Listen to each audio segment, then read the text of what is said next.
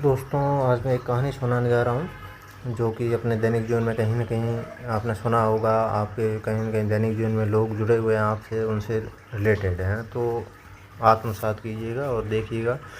अच्छी लगे तो आगे लोगों को शेयर करना और लाइक कमेंट वगैरह करना। तो कहानी कुछ इस प्रकार है कि एक व्यक्ति है जो कि आतंकी है, ठीक है। और ये आईएसआई द्वारा ट्रेंड है। आईएसआई कौन है? जैसे भारत की रॉ की एजेंसी है खुफिया, उसी प्रकार पाकिस्तान की खुफिया एजेंसी आईएसआई है। तो इसने क्या है, ये व्यक्ति को ट्रेंड किया। ट्रेंड करने के बाद में ट्रेंड करने के बाद आईएसआई का उद्देश्य किसी और दूसरे में जाकर देश में जाकर खुफिया जानकारी को इकट्ठा करना, वहाँ पर अराजकता फैलाना। तो ये चला जाता है, इसको भेजा जाता है भारत की ओर।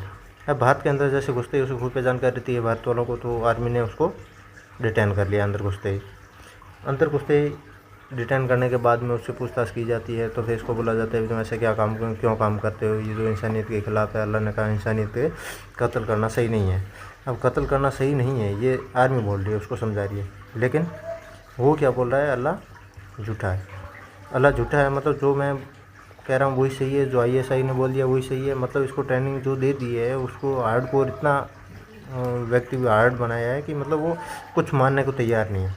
वो क्या है, उसका उद्देश्य है कि काफिरों को मारना। काफिर मतलब नॉन मुस्लिम लोग, उनको काफिर बोला जाता है इस्लाम में, तो उसको मारना है। अब ये क्या है कि पाकिस्तान का एक मोर है, उसको आगे करके भेज दिया है और अराजकता फैलाना है यहाँ पर। तो ये हो गया एक आतंकी जो आईएसआई द्वारा ट्रेंड है।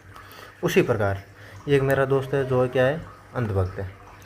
अब अंधभक्त है तो ये इसको कुछ भी कह दो तो ये जो मतलब अपनी बात कभी सुनेगा नहीं। पहली बात तो यदि सुन भी लेगा तो उसको वो कभी जस्टिस नहीं करेगा कि भाई हाँ ये इसने से बोली सही बोली है, ठीक है।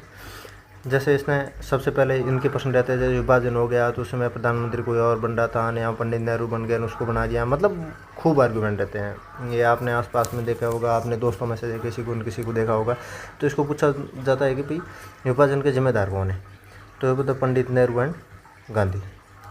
तभी इनको रिकमेंड करता हूँ कि भाई देखो अच्छे से कोई ढंग की पुस्तकें उनको बताई जाती है कि भाई ये पुस्तकें पढ़ लो, आपको पता चल जाएगा क्या है क्या नहीं। वहाँ उस समय की परिस्थितियाँ क्या थी, उसमें परिस्थिति मतलब जो भी प्रादेशिक हो, राज्य हो, किसी आर्थिक रूप से हो, किसी भी रूप में परिस्थितियाँ कैसी थी, उसके अनुसार उन्होंने क्या काम किया और क्या काम गलत किया है, क्या सही किया है, वो आपको किताबें पढ़ेंगे आपको पता चल जाएगा। लेकिन ये बंदा क्या है कि किताब पढ़ने की इच्छा ही नहीं है और किताबें पढ़ने को कोई राज़ी ही नहीं है।